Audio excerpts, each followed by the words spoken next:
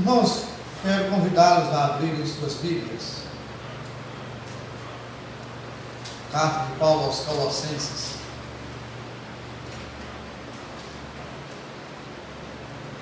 Capítulo 1.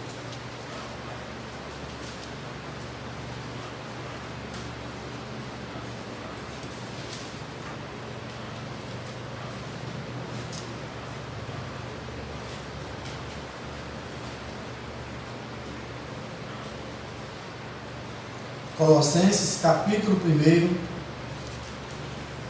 nós leremos versos de número 18 e 19.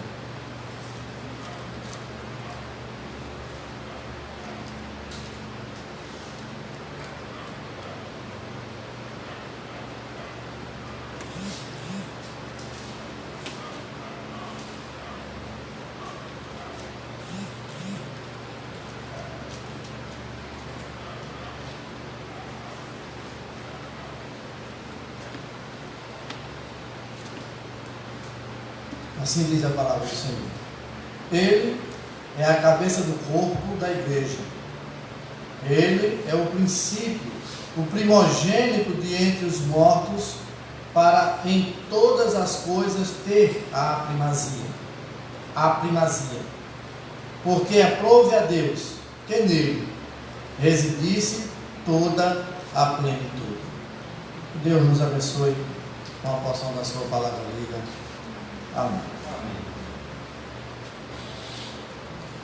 Amados, queremos refletir nesta noite quanto ao tema, o relacionamento de Cristo com a igreja.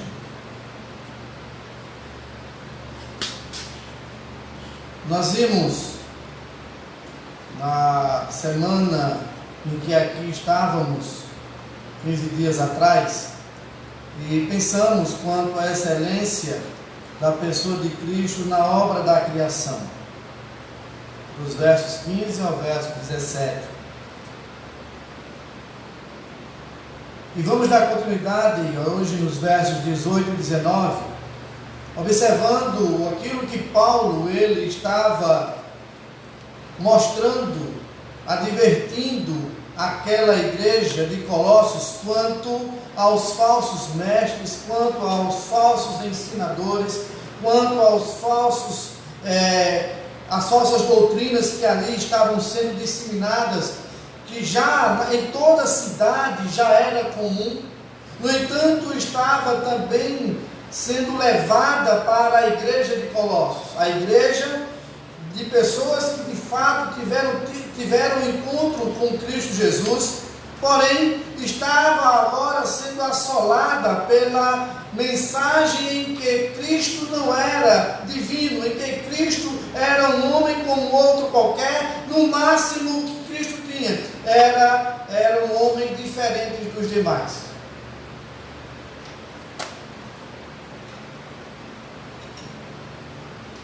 Uma das coisas que nos chama a atenção nessa carta de Paulo aos Colossenses é que essa doutrina que estava sendo disseminada ali na igreja de Colossos há tantos anos atrás, ela também em nossos dias, e já há um bom tempo, ou seja, durante toda a história da igreja, essa doutrina tem sido disseminada ao longo da história, ao longo do tempo. E assim como Paulo, ele falou à igreja de Colossos quanto à necessidade de eles estarem se colocando diante do Senhor, compreendendo a divindade de Cristo, compreendendo quem de fato é o Senhor Jesus, crendo nele e colocando a sua vida na inteira dependência dele. Hoje também não é diferente. Há essa necessidade de que a igreja de Cristo esteja a cada dia se firmando mais e mais na doutrina da divindade do Senhor Jesus.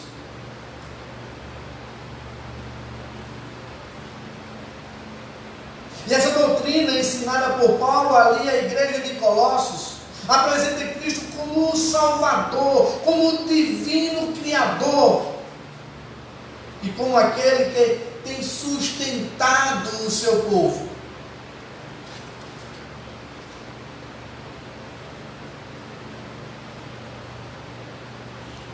Queremos destacar nesta noite Cristo como superior. Cristo como superior. Assim como nos mostra no verso de número 18. E na sequência, estaremos vendo em outro momento, Cristo como divino reconciliador. E aí vai ser dos versos 20 ao verso 23.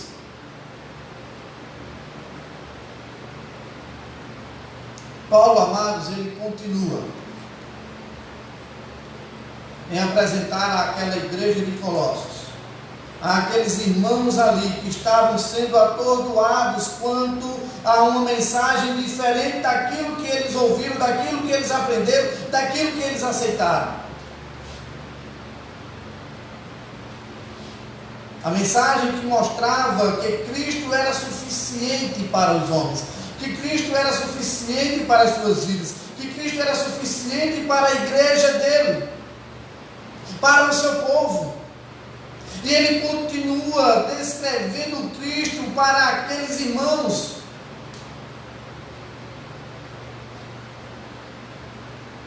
Porque assim também os falsos ensinadores, os falsos mestres, eles continuavam também disseminando a sua doutrina contra a divindade de Cristo.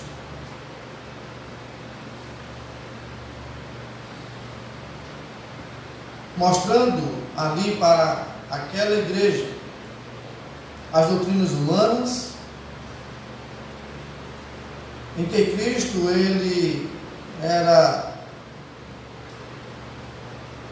no máximo como um profeta, como alguém diferenciado, ou alguém que apenas emanava, ou exalava algo da parte de Deus. Há aqueles que até diziam que era um ser angelical. E por isso que Paulo ele continua na sua defesa, em mostrar a doutrina de Cristo, o Filho de Deus, sendo Ele mesmo o próprio Deus encarnado. E queremos ver nesta noite o relacionamento de Cristo com a igreja, a primeira parte. Cristo é superior. Veja que no verso 18 vai nos mostrar que Ele é a cabeça do corpo da igreja, Ele é o princípio, o primogênito dentre os mortos, para em todas as coisas ter a primazia. Irmãos, em relação com a igreja, veja que o texto, Paulo, ele vai mostrar de uma maneira muito clara que ele é a cabeça dessa igreja. Ele é a cabeça daquela igreja que Paulo estava escrevendo a sua carta. Aquela igreja que havia sido comprada, resgatada pelo sangue de Cristo. Aquela igreja que tinha entendido a mensagem de Cristo como divino, mas que agora estava sendo assolada, agora estava sendo ameaçada com doutrinas humanas, com doutrinas dos homens. E aí Paulo vai e mostra que ele, Jesus, é a cabeça. Por isso é necessário compreender que Jesus não apenas ele é uma pessoa importante dentre as demais, mas é importante que seja compreendido que é o que Paulo estava mostrando para que aqueles irmãos estivessem de fato se apegando e compreendendo aquilo que Paulo estava escrevendo para eles. E Cristo Jesus era Deus, era divino. Ele é o próprio Deus encarnado. Ele é a cabeça da igreja, a causa da salvação daquela igreja, a causa da salvação daqueles irmãos. Cristo, ele é o dono da igreja, pois ele pagou o preço por ela, ele comprou-a com o seu próprio sangue. E aqueles irmãos precisavam ouvir essa mensagem de despertamento. Mas não somente aqueles irmãos careciam de ouvir essa mensagem de despertamento quanto a Cristo, sendo o dono da igreja, sendo aquele que comprou aquela igreja, que comprou a igreja dele para ele próprio, a igreja que pertence a ele. Hoje também é necessário isso. Porque as pessoas têm vivido vidas cristãs, onde elas dizem serem donas do próprio nariz. Elas dizem e falam que elas mesmas que comandam a sua própria vida. E aí nós vamos observar que vai de encontro com os ensinamentos da palavra de Deus, vai de encontro com aquilo que Paulo ele escreve aqui aos Colossenses, dizendo que Cristo é a cabeça, aquele que comanda, aquele que domina todo o corpo. Ele é quem sustenta a igreja, ele é quem dirige a igreja, ele é quem protege a igreja. Foi ele quem a amou e se entregou por ela. Por isso ele tem essa autoridade, por isso ele tem essa prerrogativa de estar no comando desta igreja, de estar à frente dela, direcionando-a como ela deve se portar neste mundo. Essa palavra cabeça, como ele diz aqui, que ele é a cabeça do corpo, significa a fonte, a origem. A igreja ela não tem vida sem Jesus. A igreja sem Jesus, ela não existe.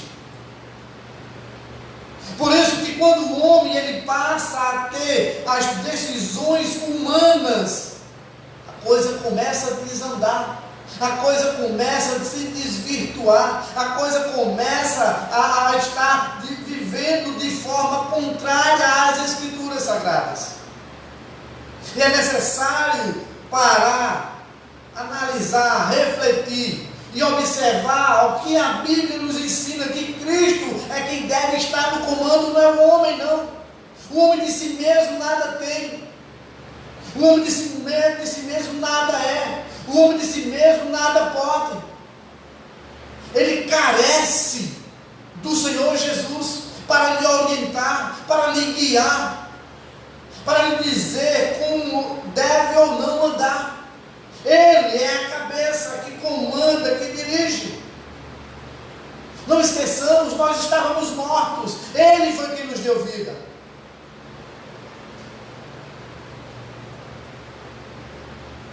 E o homem, ele só tem a vida se ele estiver ligado a Cristo Jesus. Se ele estiver ligado diretamente a Ele. Por isso, o apóstolo João, lá no Evangelho, fala a respeito disso. Que se o ramo não estiver na videira, ela não vai produzir frutos. É preciso estar ali, ligado a Cristo Jesus. Ele, o Senhor Jesus, é quem é a fonte do poder da igreja. Ele é a alegria, Ele é a vida da igreja. Por isso que quando a igreja que se diz evangélica começa a descentralizar toda a sua programação, quando ela começa a descentralizar todo aquilo que ela tem a realizar para o homem ou para outra coisa, senão o Senhor Jesus, começa a criar heresias, começa a desvirtuar a vida dos homens, começa a enganar as pessoas, começa a confundir as pessoas. Por isso Paulo, ele percebeu quando recebeu a mensagem de como estava sendo assolada a igreja de Colossos, para que aqueles irmãos não desvirtuassem do caminho que é o Senhor Jesus, para que aqueles irmãos não deixassem de continuar, de continuarem crendo na divindade de Cristo, no poder de Cristo, no sustento de Cristo. Paulo escreve para que aqueles irmãos fossem abertas, as suas mentes fossem abertas, os seus olhos, que eles pudessem ser esclarecidos. E Paulo vai mostrar, se os irmãos lerem, desde o primeiro versículo, e se continuarem a leitura até o último versículo do capítulo de Colossenses, nós vamos observar que ele vai trazer exatamente apontando exclusivamente para Cristo, destacando o Senhor Jesus. Ele é o ponto central para a mensagem do Evangelho. Ele é o ponto principal para que o homem esteja seguro. Ele é a base, ele é o fundamento.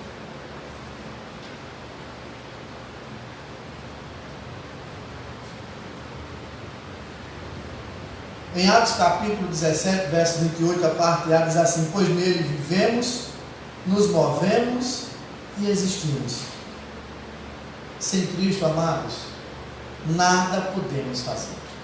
Sem Cristo, nada nós somos. Sem Cristo, nada nós temos. Sem Cristo, o ser humano, a igreja, ela não existiria.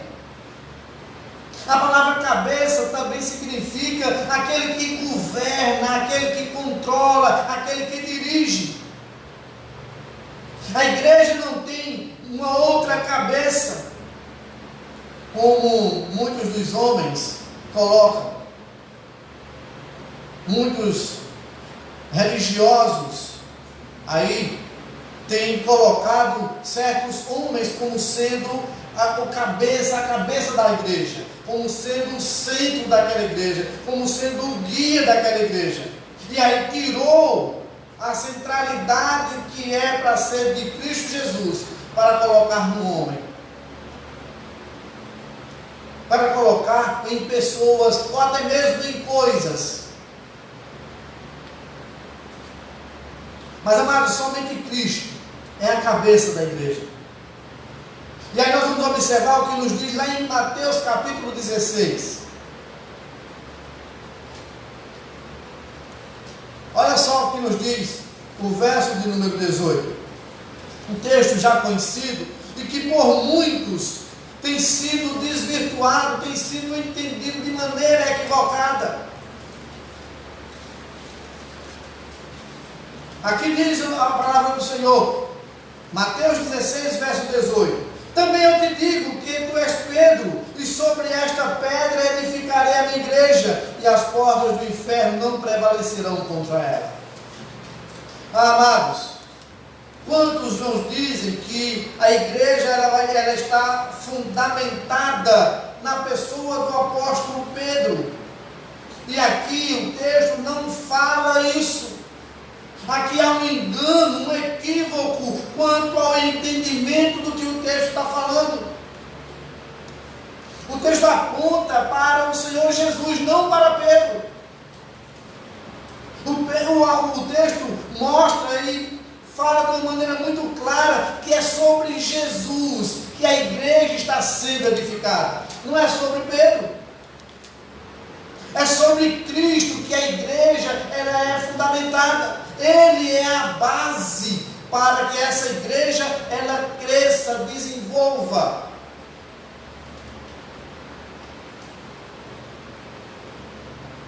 Cristo é o fundamento da igreja do Senhor Jesus, da sua própria igreja. E como cabeça é aquele que recebe e deve receber de toda a sua igreja as honras devidas, os louvores devidos, as glórias devidas. É Ele que tem autoridade para comandar a sua igreja. Quando nós lemos em Gálatas capítulo 2, no verso 20, Paulo ele mostra a sua tranquilidade quanto a quem dirige a sua vida. Paulo mostra a sua tranquilidade quanto a quem comanda a sua vida. Paulo mostra a sua certeza de quem está na direção da sua vida. Veja que ele diz: estou crucificado com Cristo e vivo, não mais eu, mas Cristo vive em mim. E a vida que agora vivo na carne, vivo-a na fé do Filho de Deus, o qual me amou e a si mesmo se entregou por mim. Paulo, ele tinha convicção de que o Senhor Jesus se entregou por ele, e por essa razão tem ele nas suas mãos, porque comprou, porque a ele pertence. E nessa convicção que Paulo tem, ou que Paulo tinha, do Senhor Jesus, de pertencer a ele, de estar na direção dele, estar no comando dele, Paulo escreve para a igreja de Colossos e diz: olha, ele, Jesus, é a cabeça da igreja. Não entrem na conversa, não aceitem essas conversas que estão colocando aí para vocês, não. Não se deixem levar pelos falatórios dos homens, não. Permaneçam aí firmes na pessoa do Senhor Jesus. Permaneçam aí firmes no Senhor Jesus Cristo. Ele foi quem deu a vida dele por vocês. Ele foi quem se entregou por vocês. Por isso, ele é quem está no comando da igreja. Então ele é o Senhor Jesus, é a cabeça desta igreja.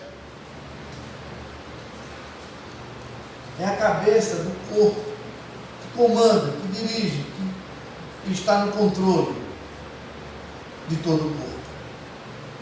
E nós, como igreja de Cristo, como corpo de Cristo, precisamos nos submeter a esse controle, precisamos nos submeter a essa direção, precisamos nos submeter a esse governo.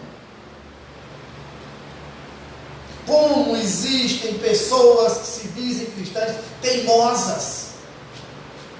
Como existem pessoas que se dizem cristãs, que são ali, batem o pé, ficam o pé no chão, dizem: daqui eu não saio, daqui ninguém me tira, é assim que eu penso, é assim que eu sou, é assim que eu vou agir, é assim que eu vou viver. Amados, nós como cristãos, não pertencemos a nós mesmos, mas não. Na verdade, nunca pertencemos a nós mesmos. Mas a partir do momento que compreendemos a mensagem do Evangelho, a partir do momento que entendemos que o Senhor Jesus deu a sua vida para nos resgatar, para nos comprar, para pertencermos a Ele, precisamos entender isso, que hoje somos dele, que hoje pertencemos a Ele, e que devemos viver segundo a sua orientação, segundo a sua vontade. Ele é quem dirige-nos, pois Ele é a cabeça, nós somos o corpo.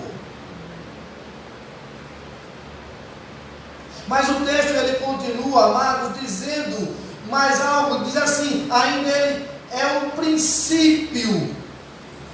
Veja que o texto diz isso. Ele é a cabeça do corpo da igreja. Ele é o princípio.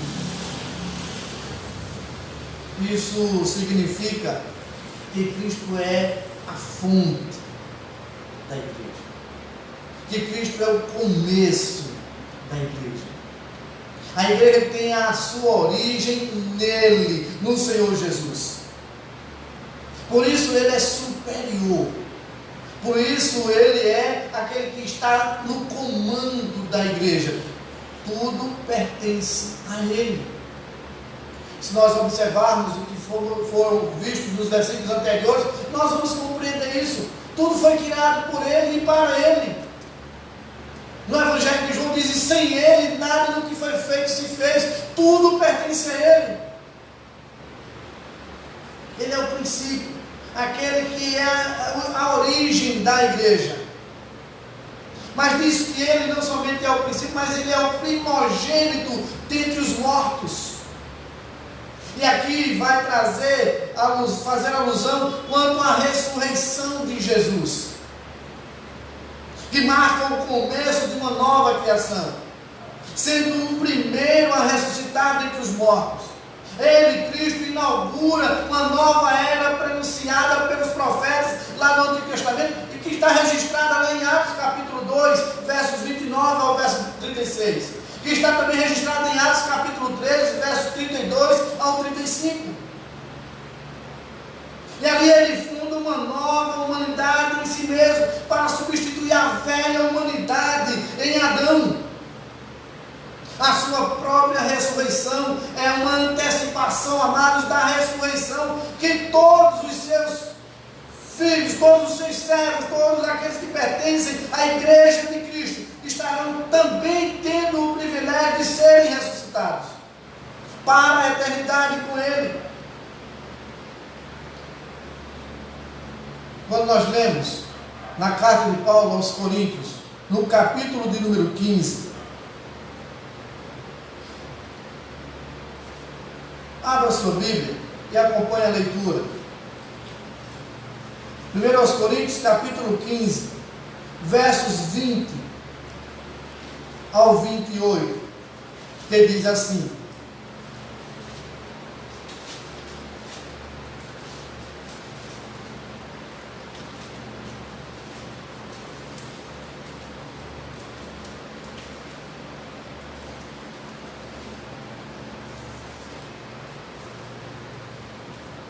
verso 20: mas, de fato, Cristo ressuscitou dentre os mortos, sendo Ele as primícias dos que dormem. Visto que a morte veio por um homem, também por um homem veio a ressurreição dos mortos. Porque assim como em Adão todos morrem, assim também todos serão vivificados em Cristo.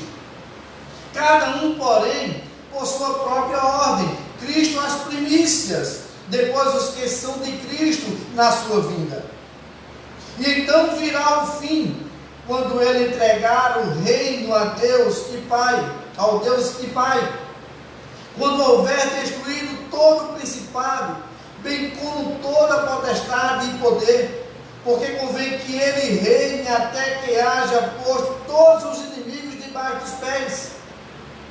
O último inimigo a ser destruído é a morte, porque todas as coisas sujeitou debaixo dos pés. E quando diz que todas as coisas lhe estão sujeitas, certamente exclui aquele que tudo lhe subordinou.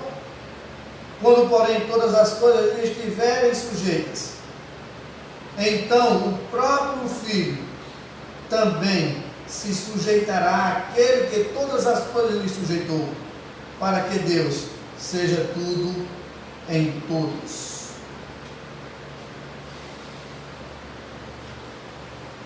Que maravilha, amados, vermos versículos, texto como esse, que nos traz uma tranquilidade quanto àquilo que o mundo teme, que é a morte. Em saber que um dia, assim como o Senhor Jesus ressuscitou dentre os mortos, nós também ressuscitaremos para a glória de Deus Pai. Ele, Jesus, ele venceu a morte. Ele não apenas ressuscitou, como outras pessoas chegaram a serem ressuscitadas, mas ele arrancou o aguilhão da morte, ele matou a morte. Eu tenho um livro com um título aqui no Brasil, Por Quem Cristo Morreu, que no seu original é A Morte da Morte na Morte de Cristo.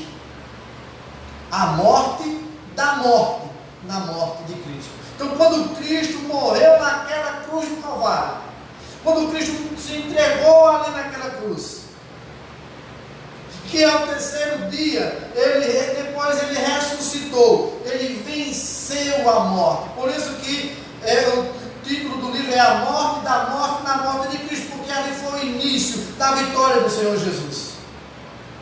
Ele venceu a morte, e por isso Paulo diz, graças a Deus, que nos dá a vitória por intermédio de nosso Senhor Jesus Cristo, na sua carta aos Coríntios, no capítulo 15, e o versículo de número 57. Ah, amados irmãos, como é gratificante ouvirmos Paulo falando àquela igreja de Colossos, assim como também para cada um de nós. Ele é a cabeça do corpo da igreja. Ele é o princípio, Ele é o primogênito dentre os mortos. Por isso que por tudo que aquilo que nós já vimos, mostra que quem nele crê, não teme a morte. Quem nele confia, não teme a morte. Quem a Ele entregou a vida, não teme a morte. Porque tem a convicção de que Ele venceu a morte, que Ele ressuscitou e venceu a morte.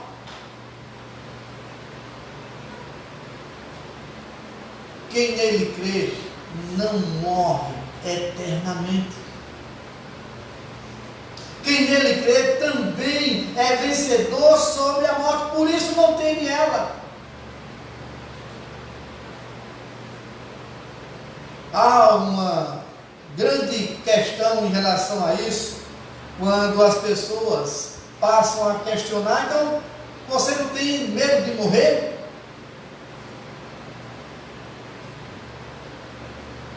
Não querer morrer é uma coisa, ter medo de morrer é outra coisa. O cristão, ele não quer morrer, assim como o próprio Paulo disse: olha, para mim o viver é Cristo, o morrer é lucro. Se eu estou aqui com vida, eu vou estar servindo a Cristo, eu vou estar glorificando a Ele, eu vou estar realizando a sua obra, eu vou estar aqui sendo um instrumento nas suas mãos para alcançar almas para o seu reino bendito. Mas também, se eu morrer, isso é lucro. Não estarei mais sofrendo, não estarei mais passando por perseguições, não estarei mais tendo nada que possa prejudicar a minha vida. Ele estaria no lucro. E é esse mesmo pensar que hoje nós, como crentes em Cristo Jesus, precisamos ter. Não ter medo da morte.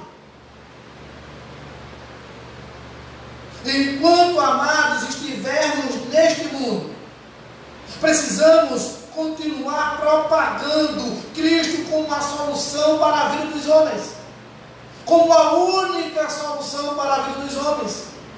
Cristo como aquele que sustenta a sua igreja, Cristo como aquele que protege a sua igreja, Cristo como aquele que guarda a sua igreja, Cristo como aquele que comanda a sua igreja. É necessário que a igreja de Cristo ela esteja bem atenta a essa mensagem do apóstolo Paulo. Por isso que Cristo, ele é superior.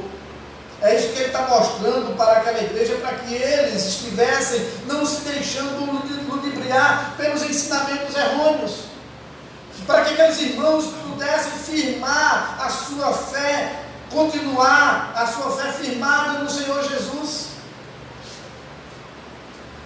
Pois Ele é superior, Ele é a cabeça, Ele é aquele que está no comando de tudo. E mais o texto ainda diz que Ele tem a primazia. Não é isso que o texto diz? Ele é a cabeça do corpo da igreja, Ele é o princípio, o primogênito de entre os mortos, para que em todas as coisas ter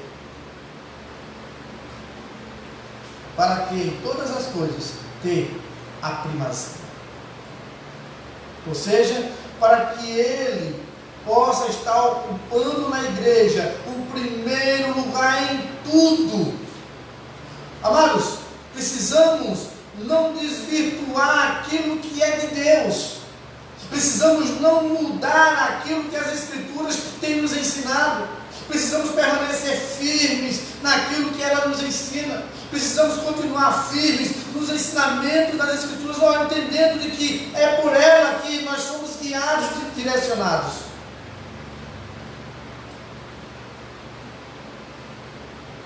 Por isso,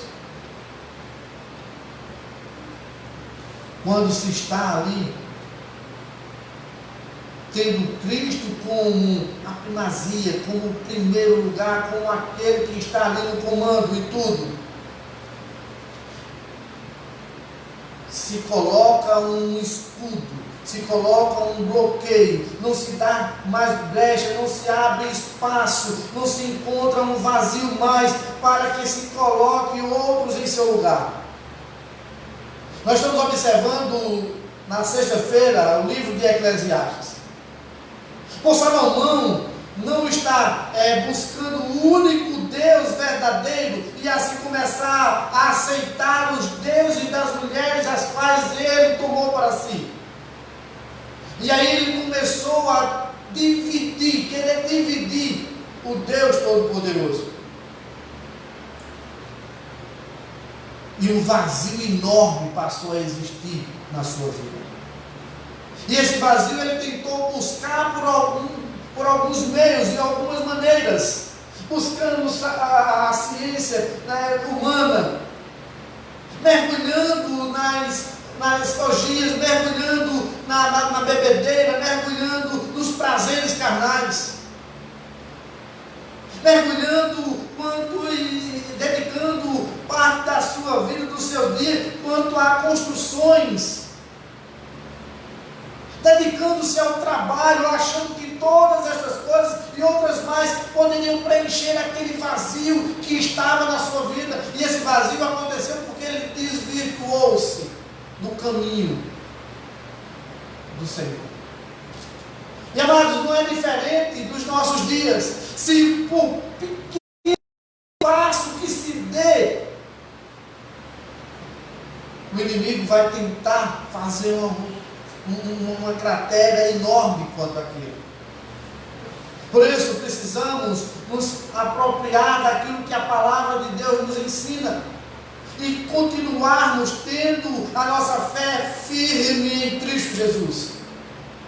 A nossa fé voltada única e exclusivamente para Ele, não dando espaço, não dando algum espaço para que o inimigo ele tome conta, para que o inimigo tente querer invadir.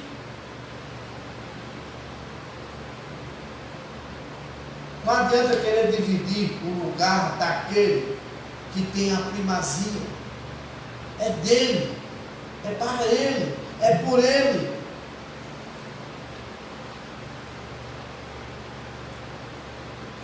E com essas palavras, Paulo, ele fecha qualquer que possa ser o pensamento de atrair uma atenção da igreja, senão única e exclusivamente no Senhor Jesus. É isso que ele mostra para aquela igreja, para que aquela igreja estivesse voltada exclusivamente para o Senhor Jesus. Tenham Ele como uma primazia para as suas vidas. Ele é a cabeça, Ele é o princípio, Ele é o primogênito dentre os mortos. Ele deu a vitória, Ele é vitorioso e dá a vitória a cada um de vocês. Precisam estar voltados para Ele. E amados, o verso de número 19 nos diz o seguinte: porque aprove a Deus que nele residisse toda a plenitude. Aqui Paulo, ele vai estar explicando, de certa forma, aquilo que ele falou no verso de número 18. Porque Jesus, ele é a cabeça, ele é o princípio, ele é o primogênito dentre os mortos, porque ele tem toda a primazia. É como nos diz no verso de número 19, é porque nele reside toda a plenitude.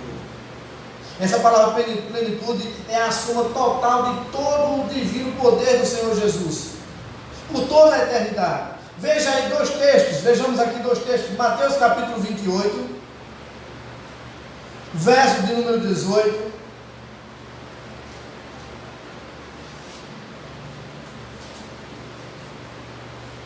Jesus, aproximando-se, falou-lhe dizendo: toda a autoridade me foi dada no céu e na terra, todo o poder pertence a mim. E quando nós lemos em Colossenses capítulo 2, versículo 9, diz assim: porquanto nele, em Cristo, habita corporalmente toda a plenitude da divindade. Paulo mostra e esclarece àquela igreja: olha, vocês não desvirtuem, vocês não se deixem levar pelo engano das heresias, mas entendam que todo o poder pertence a Ele. Paulo continuou mostrando para aquela igreja de Colossos que Cristo é suficiente para aquela igreja. Paulo continua mostrando para as nossas igrejas em nossos dias que Cristo é suficiente para cada um de nós. Para a sua igreja que Ele comprou com o seu precioso sangue. Que eles não estivessem dando ouvido às falsas doutrinas, daqueles falsos mestres, daqueles falsos ensinadores. E que a igreja de nossos dias, amados irmãos, também receba essas mesmas orientações que o apóstolo Paulo ele estava transmitindo para a igreja de Colossos.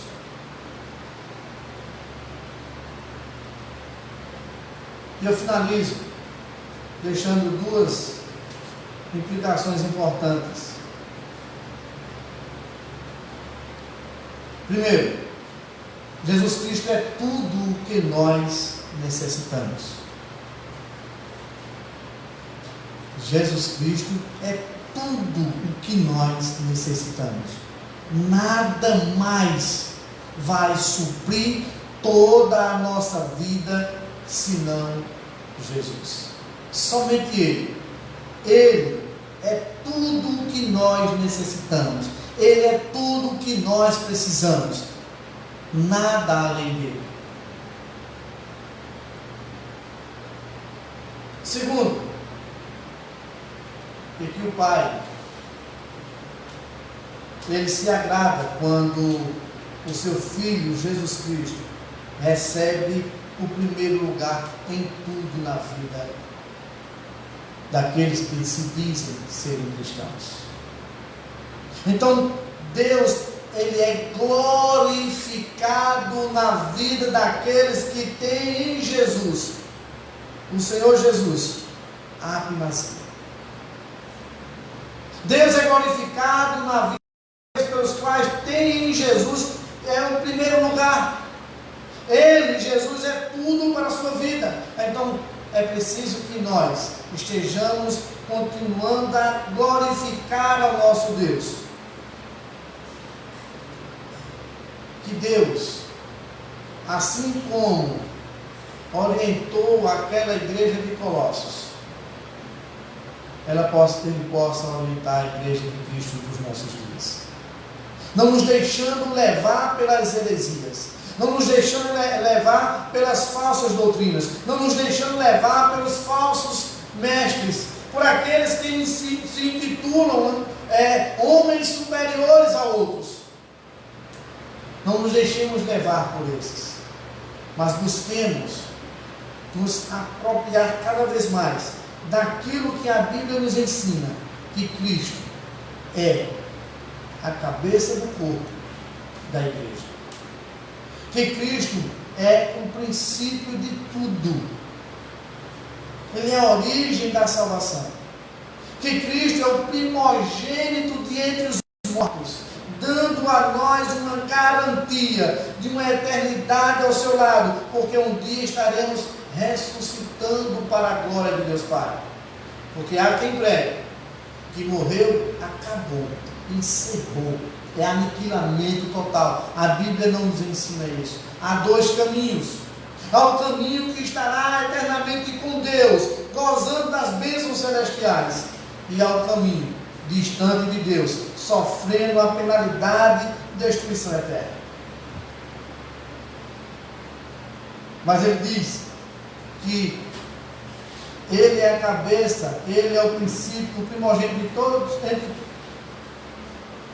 os mortos, para em todas as coisas ter a primazia, ter o primeiro lugar, porque aprove a Deus que nele, em Jesus, residisse toda a plenitude, todo o poder. Na próxima oportunidade, irmãos, nós estaremos refletindo quanto ao mesmo tema, o relacionamento de Cristo com a igreja, parte 2, observando o propósito disso, Cristo como divino reconciliador. Que Deus nos fortaleça, que Deus nos firme cada vez mais na sua palavra, em Jesus Cristo. Que Ele continue nos abençoando.